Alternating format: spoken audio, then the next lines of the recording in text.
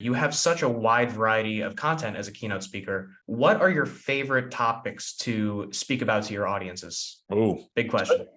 yes, certainly leadership, because I do think it is taken for granted. It's largely assumed that we know what it is, and I don't necessarily think that we do. I think our current climate showing that time and time again. Overcoming adversity is another. You live this life, you breathe this air. It's about navigating adversity. How do you do that? How do you build resilience? So I talk about that at great length. The power and the impact of community is another, because I do think that there is this longing in the world for authentic community and connection. And diversity, equity, and inclusion. You and I are talking at a time when we've seen a series of decisions made by our Supreme Court that are very, very difficult for those of us who have spent our life advocating for a more just, more equitable society, not a lowered bar, but a more just and more equitable society. These decisions hurt and they sting. And it's because of the inconsistency. It's the inconsistency that is particularly problematic. So if we believe, as an example, that